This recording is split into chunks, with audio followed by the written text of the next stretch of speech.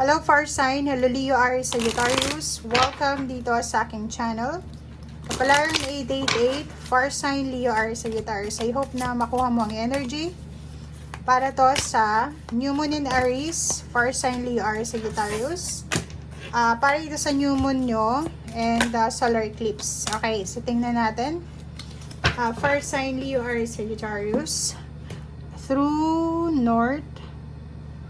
Oh, rare moon. So, yun. Fire sign.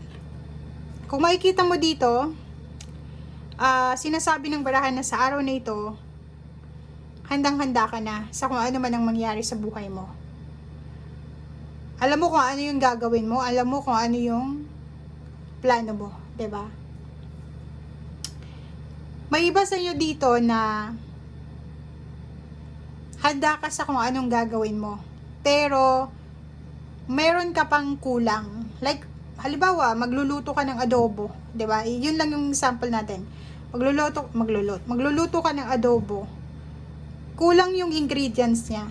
Anong gagawin mo? Itutuloy mo ba yung pagluluto? Or, pause ka muna? Or, hahanapin mo yung ingredients? Bibili ka muna. So, ang araw na ito is nandun ka sa sitwasyon na yon. Stay true to yourself. 'Di ba? Maging totoo ka sa sarili mo.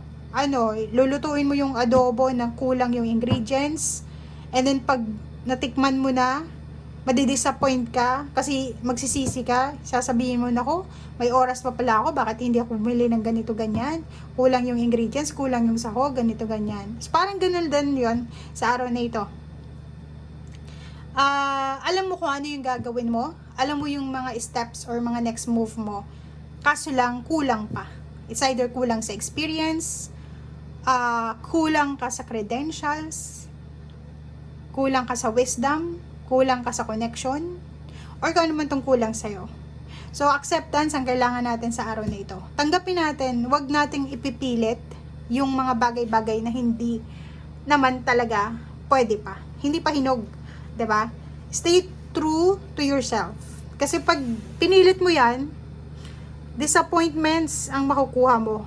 Pero pag tinanggap mo, inaccept mo na mag-pause ka muna, okay, pause muna ako, rest muna ako sa araw na ito, pag-isipan ko muna kung tutuloy ko ba or hindi, may oras ka para i-correct yung mali, may oras ka para hanapin kung ano yung kulang, and then may oras ka para i-secure kung ano itong steps or move na gagawin mo.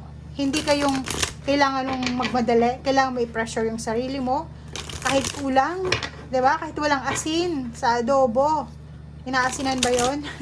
'Di ba? Kahit walang toyo, hindi mo 'yun masasabing adobo kung walang toyo and suka.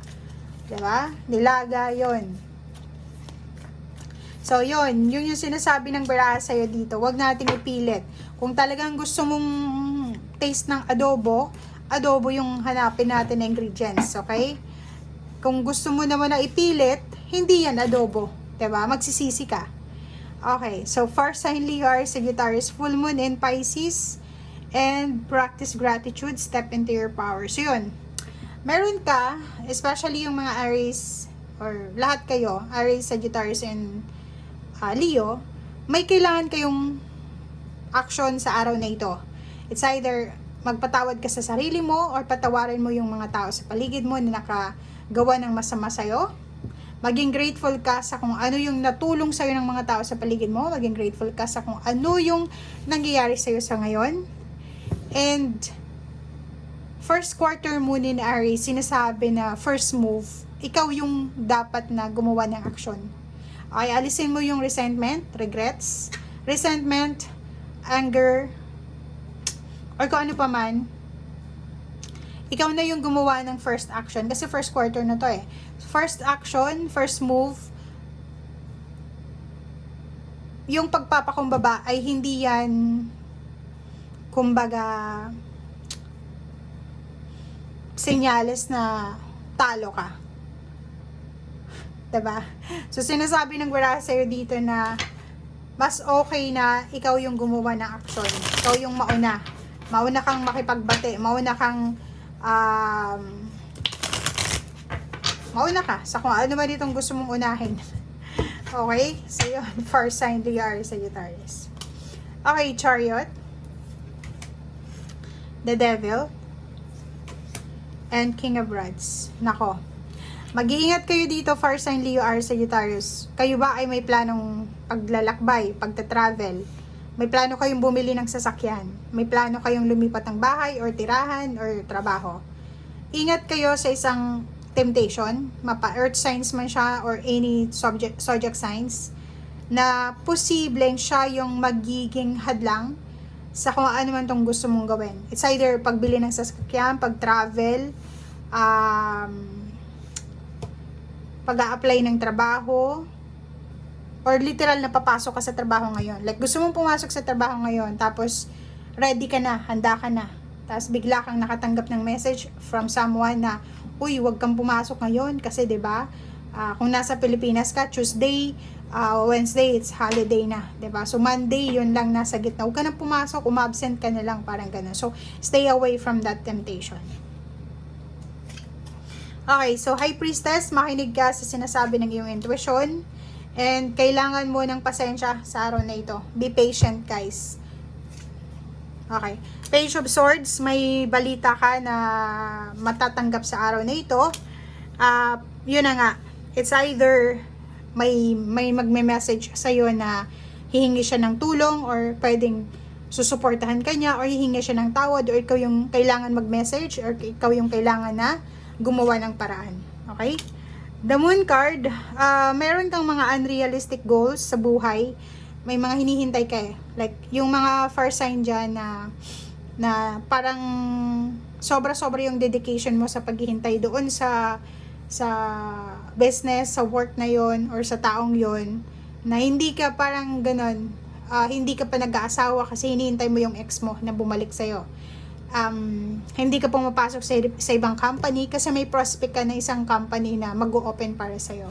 So, may mga unrealistic goals ka na kailangan mong tunawin na. Diba? Alisin mo na, Death card. Nakikita natin dito guys na isang hierophant, isang tao ang posibleng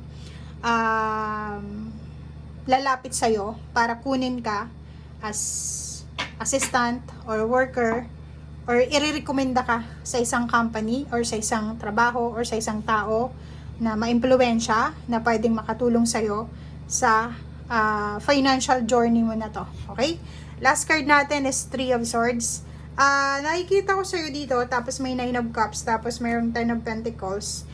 Sinasabi ng last three cards na to na may mga nangyari sa'yo sa past, mga past pain, past heartaches na may involved na pamilya, and at the same time may involved na pamilya din, money ng pamilya like inheritance or kung ano pa man, ang posibleng babalik ulit, 'di ba? Yung parang ibabalik ulit yung topic na to, or siguro may kailangan kang ibenta na ari-arian ng iyong magulang or inheritance.